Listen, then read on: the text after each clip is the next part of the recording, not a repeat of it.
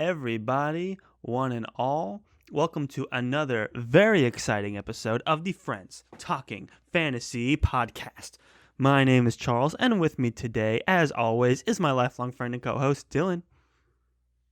I'm ready to talk some fantasy with my friend, Charles. I'm ready to talk some fantasy with my friend as well, Dylan, and not just any fantasy, because today we are talking about Monstress. We are continuing our read of Monstress by Marjorie Liu and Sana Takeda, and we are entering Volume 2 today.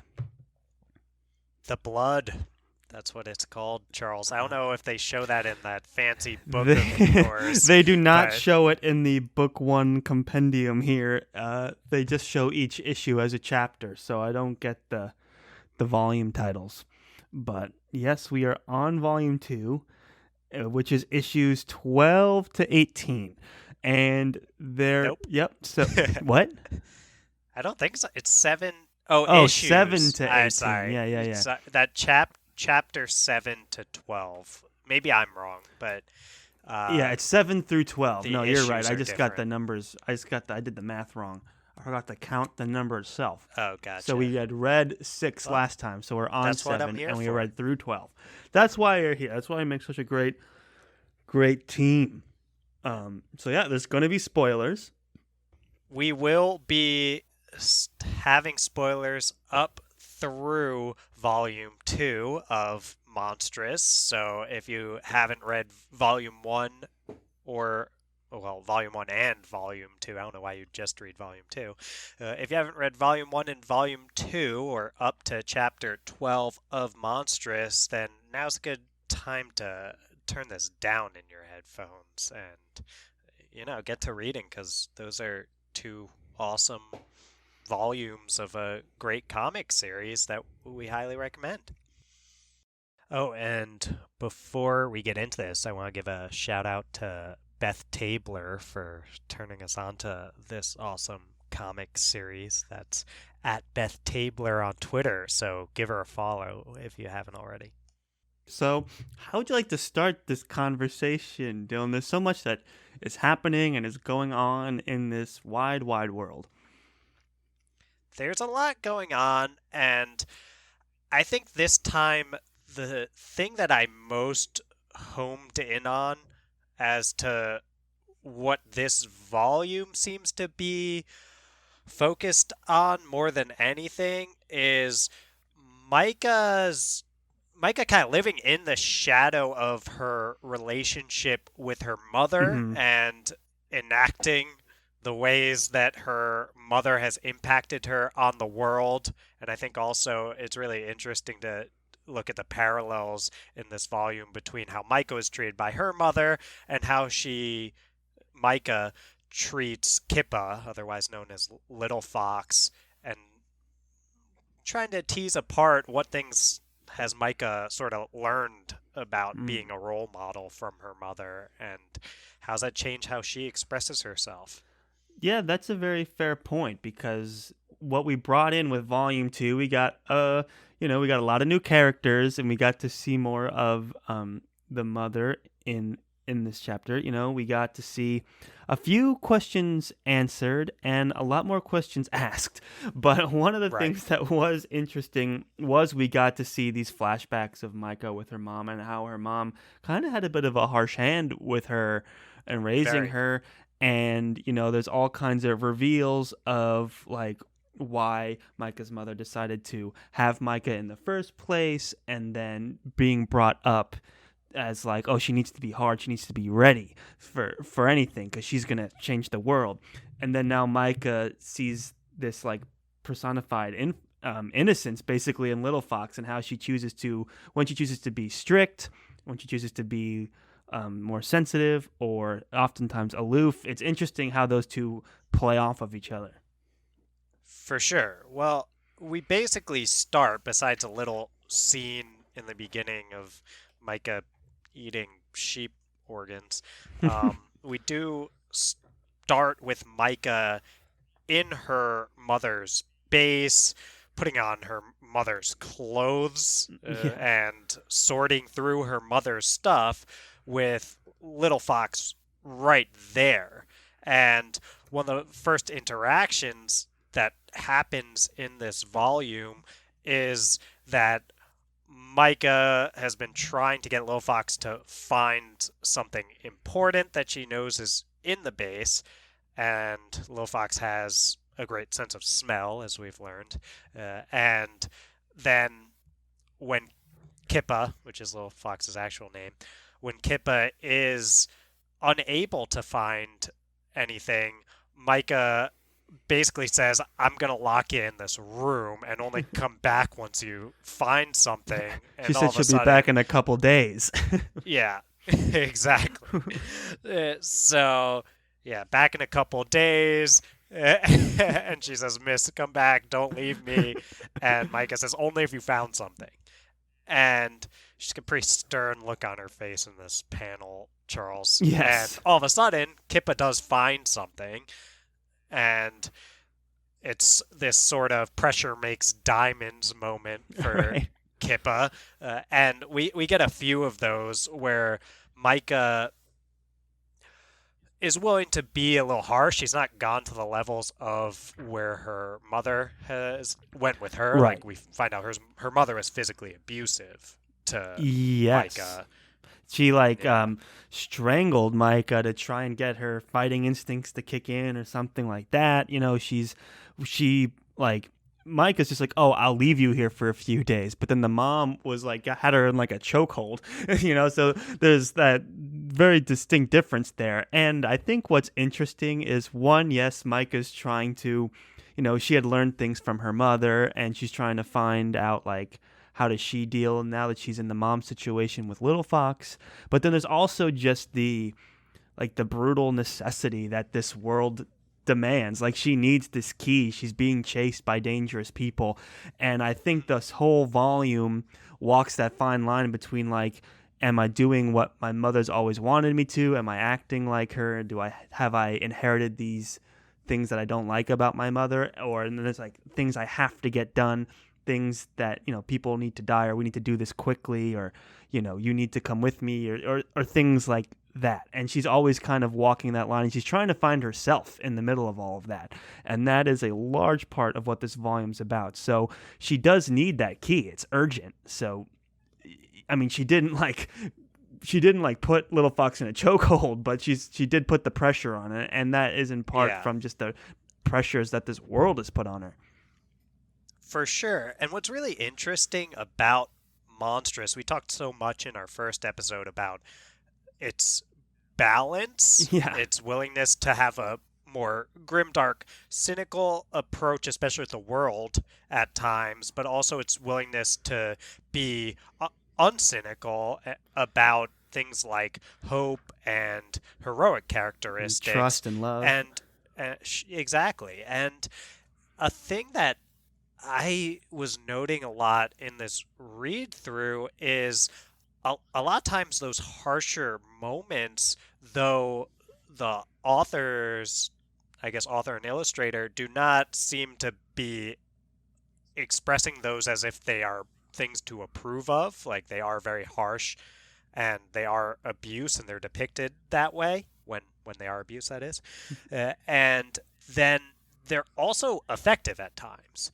And I think you have these moments like the end of the battle with Rohar, which is the ancient fox that they run into at the Yep. end of this volume. Yep. It basically ends with what I take to be a callback to when Micah was being choked by her mother with the scarf, where she's like, basically her mother was trying to teach her everything you could use as a weapon, and Micah didn't think of the scarf. Right. Yes, that And was it. Yeah, that was what I was referring I to think it was a earlier. scarf. But That anyway, sounds right. some Yeah. linen type thing.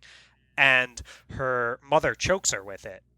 And then later on, to finish this big epic fight at the end of the volume, Micah thinks to choke out Rohar with Rohar's chain.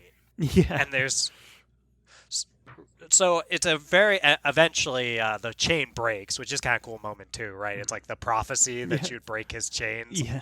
is fulfilled, but also it's fulfilled in the process of killing him. Yeah. And at the same time, then Zin, the monster, helps finish the job, but she does choke him out, and it's yeah, it's strange because these harsher moments, though they're kind of depicted as messed up, they're also depicted as things that end up making the recipient of it stronger in some ways, or at least more equipped to handle how messed up the world is. Yeah, and I mean that's some of the also just a little sidetrack here. That moment with when she's fighting that Fox character is some of the best illustrations in this volume. If you ask me, just super cool how his whole style changed. It's very dramatic, it's very demon-esque, lots of really fun colors. That Fox character was just so much fun to look at.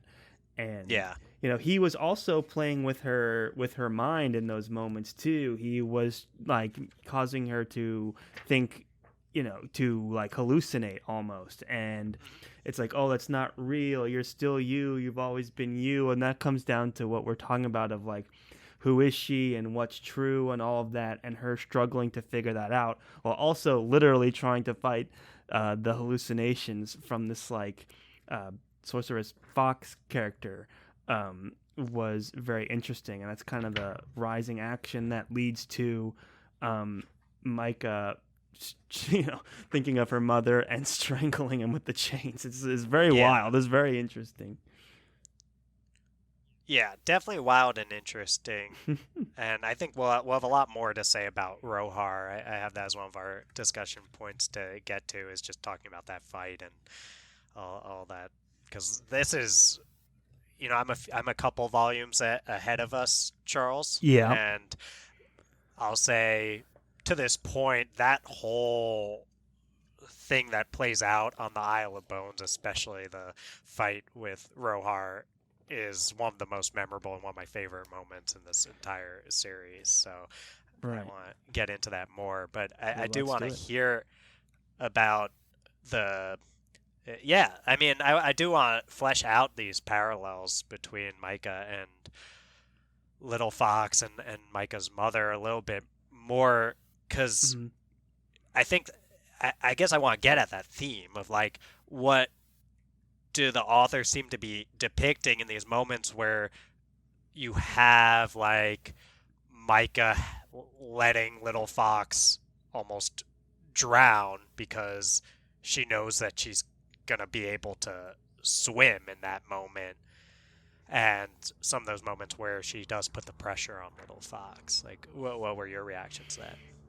You know, Little Fox has always been such an interesting standout character for this, and Yes. those moments where they're on the ship, I do think at this point Micah has definitely taken on a lot more responsibility for Little Fox and is looking out for her, and she's concerned for her welfare as well. There's even a moment where she stands up for Little Fox against one of the tougher looking members of that seafaring crew, and she rips off that lady's tentacle, where Yeah.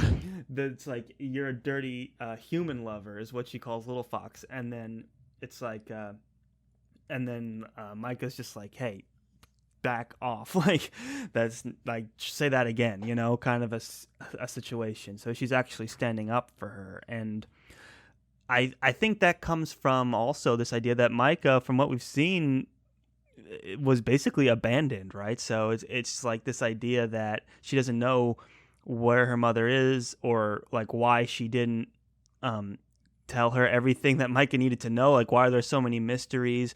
Like, why am I alone now? And like, why didn't you tell me anything? Why can't I find out anything? What are all these mysteries? What is the everything just get more and more complicated? And I think it's interesting to see how loyal she's been to Little Fox throughout this adventure.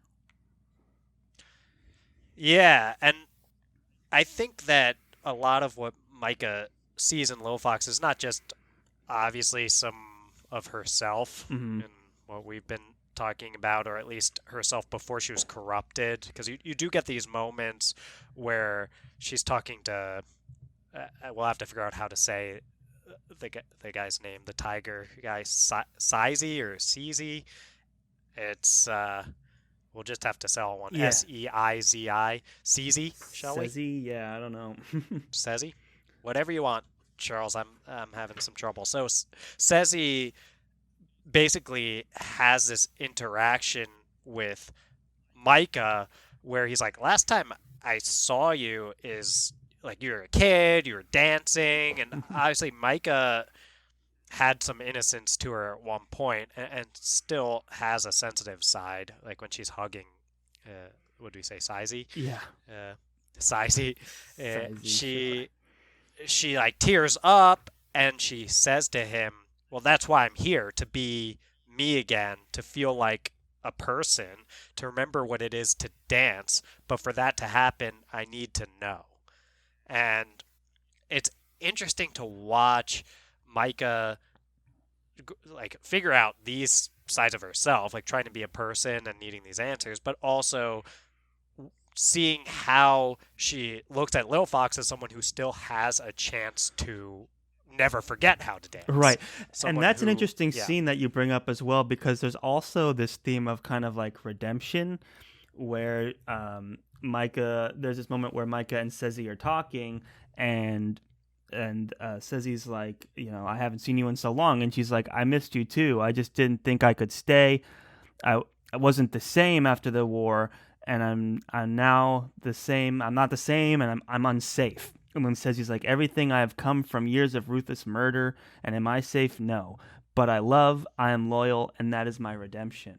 So this idea of like, it's like, hey, like I did some horrible stuff too. We all have. This is a violent world. We're all violent people, but I'm trying to make up for it, and my redemption is just loving in others, and I consider you part of my family.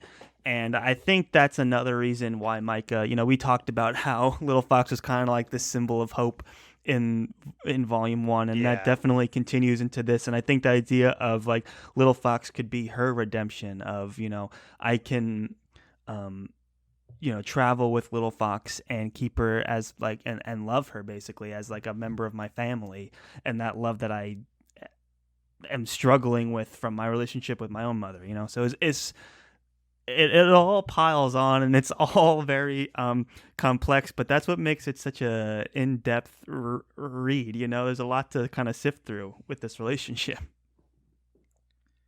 For sure. And what's really intriguing is the way that Little Fox never seems to lose faith in Micah, Yes. where no matter what she sees from Micah, she still believes in her.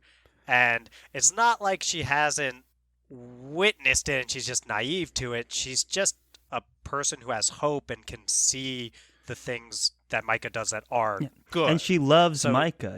There's that scene yes. where they're sleeping on the ship, and they're under threat, and the monster wakes up, and there's this where like the monster's tentacles are dragging Micah's body through the ship, hungry to eat some of the crew members, and Micah literally. I mean, Little Fox literally walks in between these sleeping sailors and the monster, being like, Miss, no, you can't feed on the sailors. You just can't.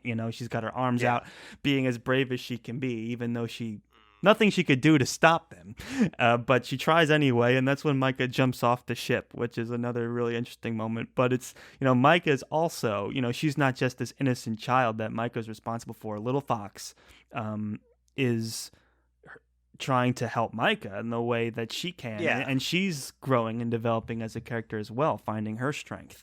And this is just, she's gotten used to it by now, so she's not afraid to jump in front of the monster and try and coach Micah back to her, I guess you would say, her humanity. But Well, yeah, that's an interesting. Yeah, because it's she's not not human. human. Yeah. That's what got that's gotten people in trouble before, calling her human. You don't want to Yeah. end up with one of your tentacles ripped off, No, I do Charles. not. So, and in that moment, what's interesting is you have Lil Fox gets covered in blood when Micah rips that tentacle off of the dude, and she has this moment where the captain comes down and is like, "Oh, did you get your blood in your eyes?" Uh, and you have this little depiction of Lil Fox wiping at her face, And the way I love the way Lil Fox is drawn, like so much, Oh just yeah, like more rounded yeah, she's and so cute. cherubic almost, where all the other characters, or most of the other characters, are very angular, lots of hard lines. And yeah, there's this moment where Lil Fox is basically still covered in blood from Micah having ripped the tentacle off and says, "But I believe in Miss Micah." And you get some interesting dialogue too, where the captain says, when she's angry, "Do you think you even exist?" And even says, "That's not the problem. The problem is that she doesn't believe in you." So she's Yes, being exposed to these opportunities to say, "Oh no, you're right. Micah's wrong. I'm literally covered in blood."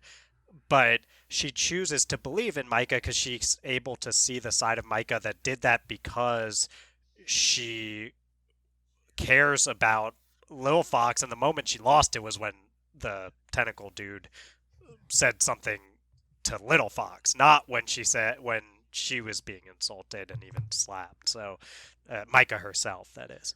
So it's very interesting to watch Little Fox, and especially as someone who doesn't have the same kind of power as Micah, like not the same strength, still try to take on that heroic role and even like attacking Rohar at the end and right. all that. So Yeah, they even get into like philosophical debates every once in a while, and um, it all comes back around to like being a good person versus fighting these horrible yeah, urges. You know, that's kind of what they constantly go back and forth about. And there's one point where Little Fox is like, living isn't supposed to be easy. If it was easy, it wouldn't be called life, so say the poets.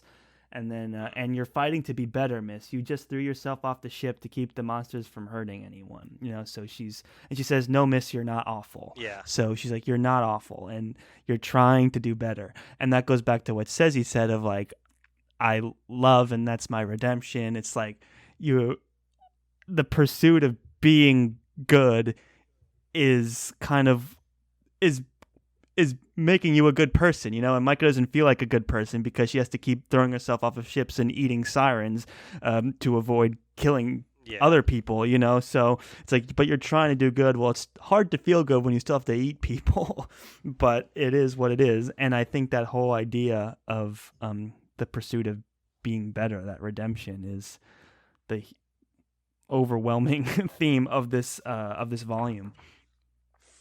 For sure. And we did talk about in our last episode that Lil Fox is basically the angel on Micah's shoulder, and she doesn't need a devil because she has a monster coming out of the other shoulder, Right. so Yeah. that does the job. That'll do it. And yeah, so like you said, Charles, these moments where she does fling herself off the ship, yeah, maybe she ends up eating or Zin, the monster, anyway, ends up eating a siren, and that's not ideal, Mhm. but the effort to try to be a good person, to listen to Little Fox, there's redemption in that Because in it was, you itself. know, she was going to eat a crew, like the monster Yeah, was going to eat a crew member, and Little Fox got in the way. And in that moment of struggle, Micah was the one that threw themselves over the edge of the ship. So yes. it was that deliberate struggle to avoid eating any one of the crew that was her kind of pursuit to be better, her attempt at redemption. And she ended up eating someone a little less sympathetic, but still you're eating someone, so there's a little give or take there. But um, it's holding you over for now. It was enough to make Little Fox continue to believe in her, which at this point I think she's very committed to Micah, and I don't see that wavering anytime soon. Definitely not. And we're circling around these points. I wrote in the discussion Micah, the monster, and morality as something Mm. I wanted us to talk about. Mm. And I think we're already circling around those. It is interesting to think about, like, it's hard to know the extent to which a siren is just as bad as killing one of the crew Yeah. members or Right. not, right? Because it just kind of comes out of nowhere. We know that they're probably related in some way, these folks, to the Blood Queen, but they seem pretty humanoid as much as anyone. So, but it's the effort, it's the thought that counts, and Micah seems to be making the effort even when she denies it. She basically claims she just tried to drown herself. Right. Yeah. And that's been a struggle that she's had this whole series so far. Where the monster has to feed, and it wants to eat all these innocent people in Micah's life. And Micah even has gone as far as to like consume pieces of her own body to keep the monster satiated. So it's Yeah. been a constant struggle for her, and it's almost like a ticking time bomb because now she's like completely out of arm. She's doesn't have much spare skin to spare at this point, so she's desperately looking for answers, and that's definitely been the driving force into figuring out some of these mysteries and why we're setting sail right now in the first place. For sure. And we know there's a lot riding on Micah being able to figure all of this out. We've gotten a lot more information, especially at the end of the graph of this volume. Yes. We got a lot more information. Some would say we even drowned in information and might die of wisdom anyway, as the poets might say. So we we learned that to some extent Micah has a very big role to play as someone who holds the Shaman Empress's blood in her, and the fate of the world might rest on her shoulders, and we need to, or not we, uh, the crew over there needs to keep Micah on the right path if things are gonna go okay, is some of the sense that we're getting. The whole world could be in danger if Micah goes awry. That's right. She could absolutely go wild, but then that's the whole thing, and she doesn't know, and all she knows is that there needs to be some uh, hope for her out there.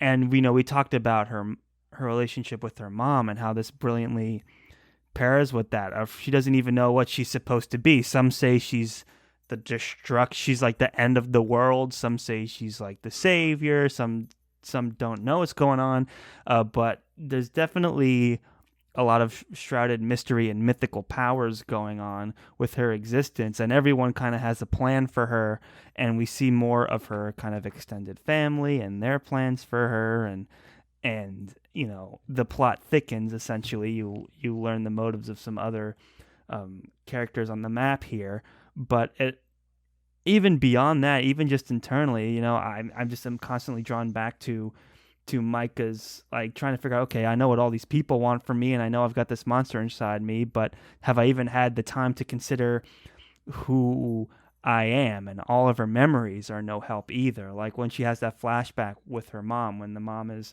using the scarf on her, she has this brilliant line. It's like, "Who are you to me, really?" This is Micah talking about the mom. And who am I if not even you loved me, if I was just part of a plan, a vision, an outcome that you manipulated into existence?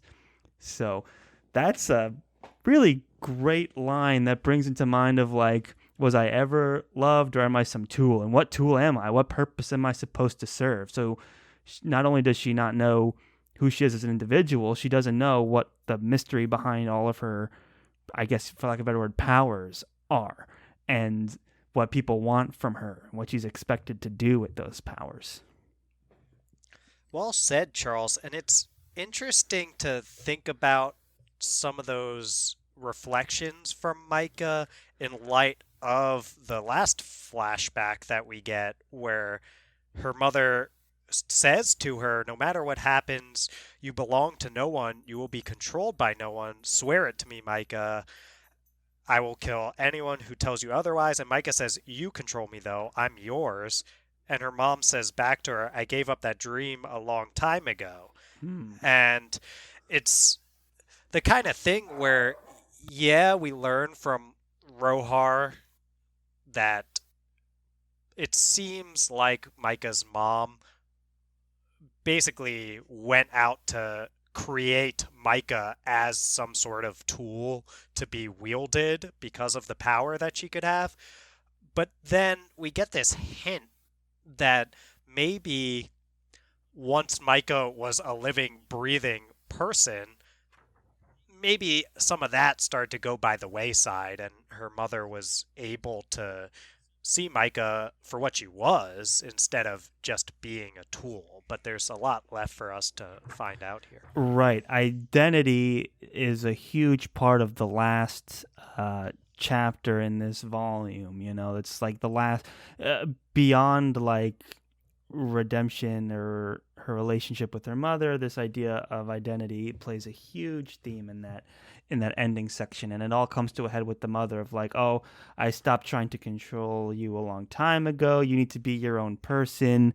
Like, that's the most important thing that no one can take away from you. Well, how can you say that to someone that has no idea who they are? You know, it's like, okay, well, no one can take away from me the one thing I don't know about myself, which is who am I and how, in, you know, when you throw in all these like living gods into the mix, it becomes quite complicated.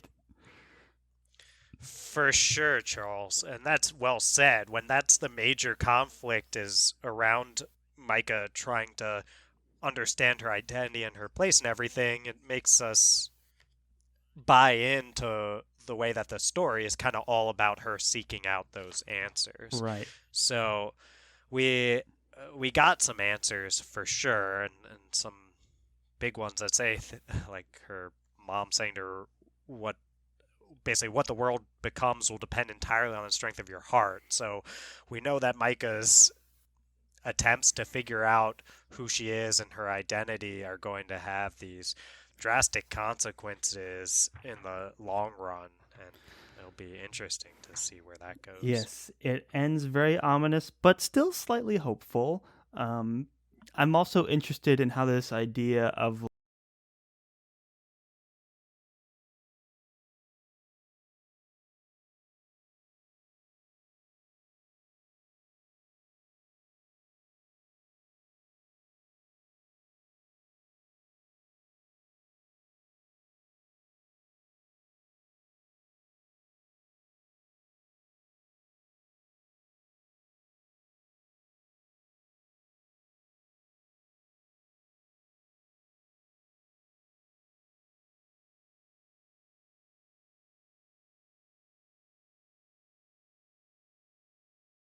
saving a drowning little fox also.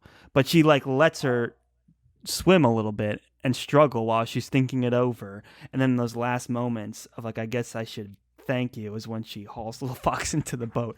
And so it's interesting to see how she's like debating, you know, why am I even here? You know, am I just kind of a piece, like doing a mission that my mother predestined me to do? Or is this something I actually want to do? Is it something I have to do because people are after me or because a God's going to have me eat everyone I love? You know, so there's that other level of self discovery there, not only of who am I, but why am I doing this? You know, it's very complicated for poor Micah. Yeah, and that's an interesting read on this on the scene with Lil Fox. I did take it as Lil Fox. Yeah, maybe if she was left by herself, she would have drowned, but she did figure out how to swim in time to make her way over to the paddle Right. anyway. And I think that whole scene is very interesting from that perspective of the parallels between Micah and Lil Fox's relationship and Micah's relationship with her mother, because she's kind of at the same time having these reflections of how her mother, it's like, what does a wolf teach her pups but teeth and hunger, is what's going on in Micah's head. And at the same time, she's giving her jacket over to Little Fox, who's cold from being in the water. So it's like, at the same time as thinking, like, you've turned me into this just awful thing with nothing to offer, she's engaging in this kind gesture. And that's part of, I think, this is what I love so much about Monstress, is how it toes that line. And to bring up the artist again, Sana Takeda, Yeah. we get a very rare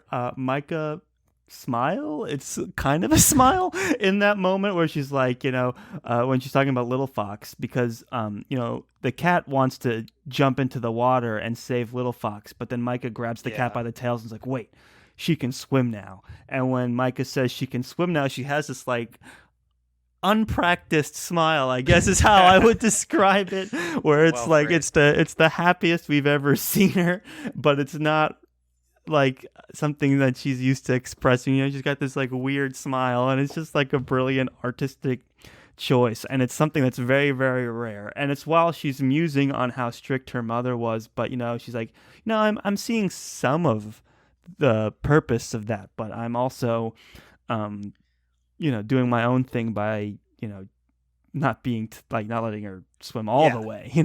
I help her out a little bit, and that makes me happy, and that's who I am. And that's a very like a lighting moment into like hopefully how this story resolves. There is some hope for Micah in terms of her redemption. Yeah, well, that's such a huge distinction that you bring up, Charles, and something I was noting as well is Micah never takes that extra step that her mother took, Mm. where I do. It's hard to imagine Micah actually hurting Little Fox with the way that she treats her. She's willing to test her a little bit psychologically, but the level of abuse has not been reached, and in some ways, that's part of what makes us have hope in Micah here is well she's learned what she can from her Yeah, mother not to pamper per se so let people forge their own path and have some yeah. challenges but that doesn't mean you have to hit them or let them go cold after they're in the water and Charles, can I give a shout out? I'm sure you have something interesting No, go to for say it. in response to that, but I do want to give a shout out just to how adorable the moment is Yeah. before the first time Lil Fox is swimming. It's on page 19 of my volume, I Oh god, think. mine just Oh has no, continuous that's wrong. numbers. Well, I got it wrong anyway. But it's when she's like, "Did you see me drowning?" Those moments, and you see her trying to swim the first time. She's such a interesting character. I don't really know any others like her. And on 19 was another adorable moment where she's trying to fight against Master Ren, that's a cat, uh, being taken for some probably rough questioning. Hmm. And you have the pirate guy holding Little Fox back, but he's holding her back just by like pinching her clothes at the shoulder. You know the Yeah. little scene I'm talking about there. It's so, and she's like struggling, but he's so big Yeah.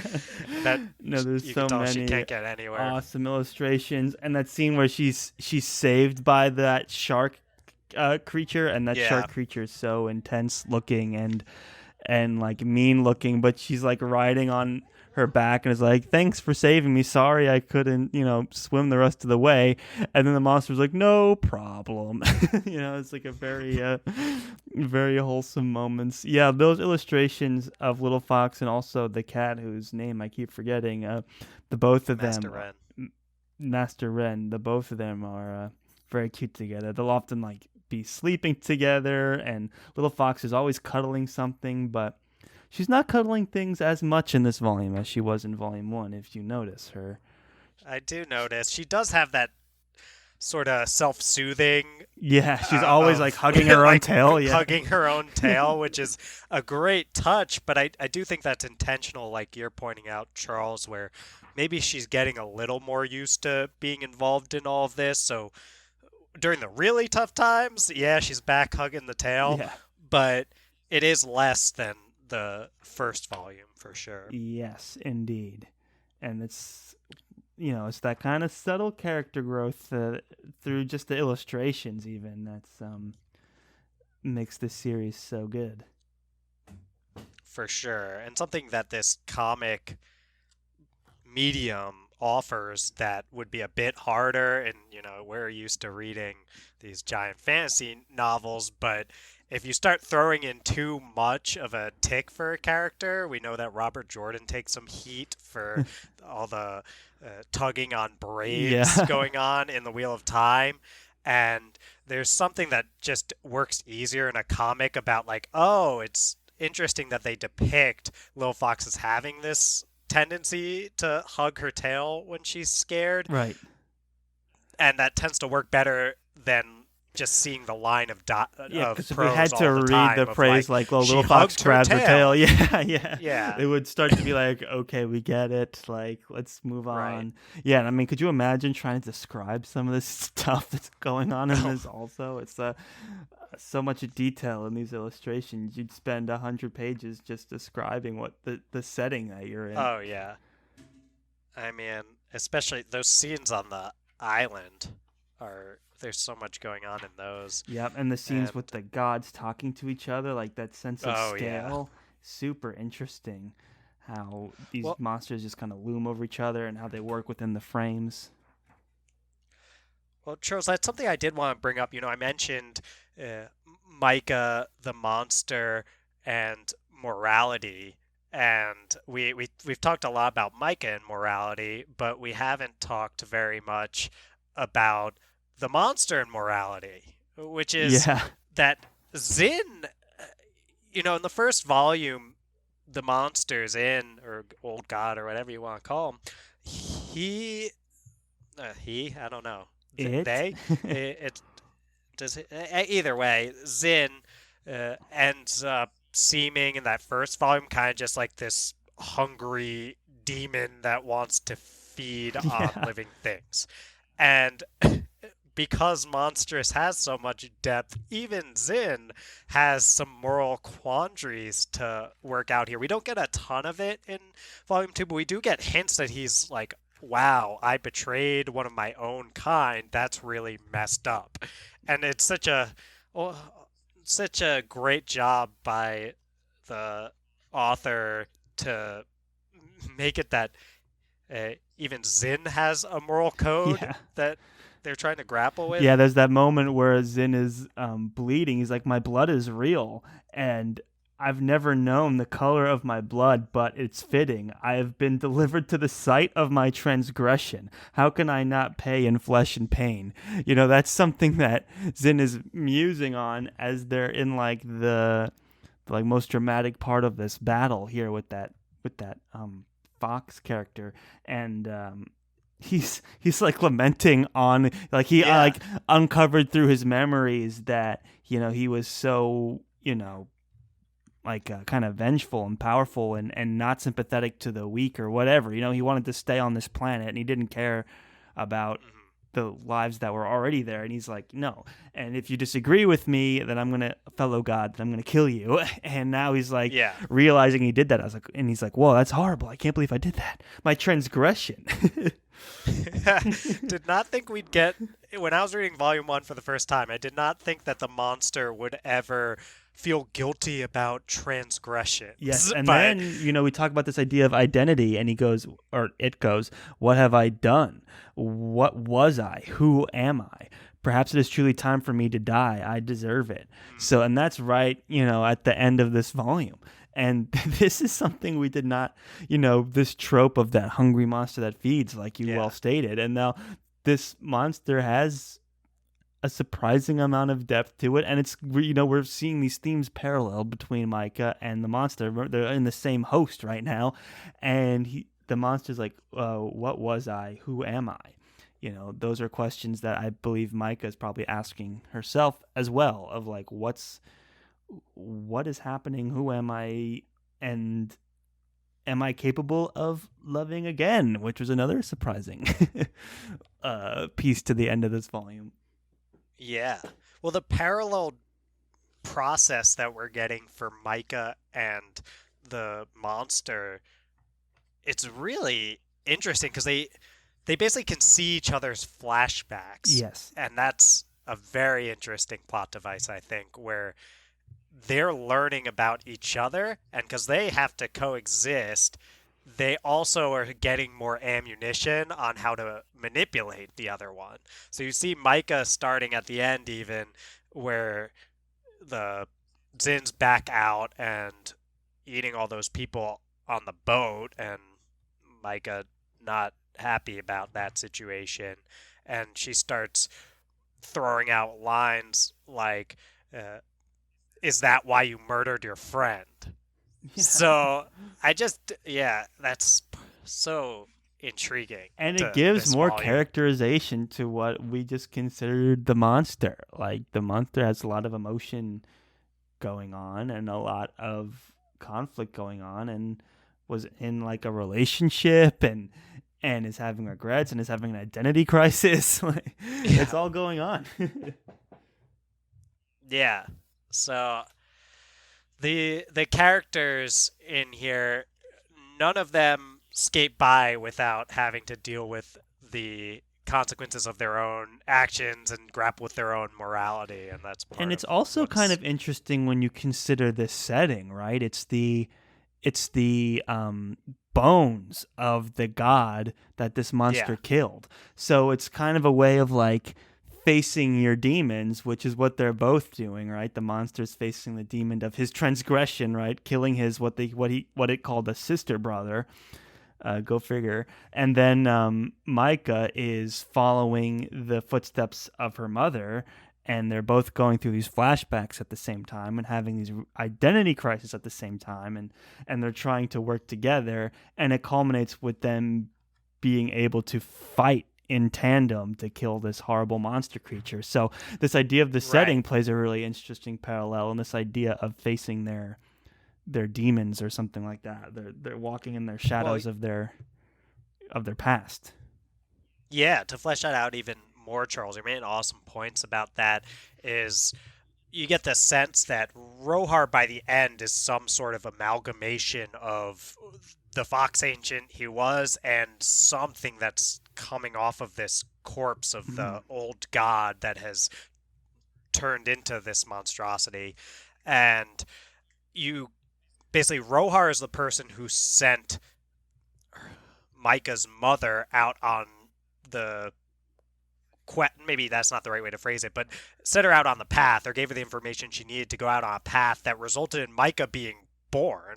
Yeah. And at the same time, the same creature that has that entity inside of it has the creature that Zin betrayed inside of it. So it's like Rohan monster Right. thing is both of those demons of their past Personified. combined. Yeah. And then yeah, and then Micah and the monster have to fight them together. So it's such an interesting way to go about this, and all that subtext that there's no turn to the non-existent camera moment where they say, wow, it's like we're both fighting the demons of our Yeah. past, but it's happening, and the way it's done is so interesting. So even just to the point where the other old god that Zin killed has the red text in the graphic novel, Right. and the red bubbles, I guess I should say, not Yeah. the Yeah. It's text white itself. text with in a red bubble. It's white knockout Yes. text. Yeah, and then that becomes the outline, not the whole bubble, but the Right. outline of the Yes. bubble that Rohan is talking with when Rohan becomes this Yes, and it's sort that of amalgamation tan thing. color And that is the yes, one that is used for Micah's like narrating voice. That's an interesting observation that I didn't pick up on, but it's totally there. Another great moment yes, is Micah's about to kill Rohan, and Rohan's like, I can tell you where the rest of the mask is and the name of your father. And then she's thinking about her mom at this moment, Micah is, and she's like, you're gone and I'm here paying the price for your choices. I'll never stop paying. And those two things are happening at the same time. And then Micah's just like, you've told me enough. It was a mistake to come here. And breaks the chain, kills the monster, all in like, and then the tentacles finish it off. It's like this very, like, all of yeah, those things come together at the same moment. And that's basically how this volume ends. There's a few teaser things, cliffhangery things after this, but that's kind of the climactic moment of the arc of this volume of being like breaking the chains, kind of a thing of like, oh I should have yeah, never come here. I don't care who my about any of these father mysteries. Like, you've told me enough, and I'm moving on. Right, and the subtlety and depth with which it's told is something I've always been impressed by. And it's part of why I think, since I'm rereading now, there's still so much value to be gotten by it, because things like the parallel between the scarf moment and the chain moment and the chain actually being broken, those are things you could easily miss while reading this if you're kind of cruising through it, right? There's just one small panel where you see that the chain is now broken. Right. So if you weren't kind of noting that or skipped Yeah, over and it's it, not like the panel is focusing in on that chain no. either. There's so much detail going on and so many other things happening. It's a really small surface area of the page, So yeah, it's told very restrained, and it's with a lot of subtext, and it's what really makes it a rewarding read, especially for like a graphic novel, or like, something that you're used to reading, like superhero comics. It's like the same medium. It's hard to believe. Yeah.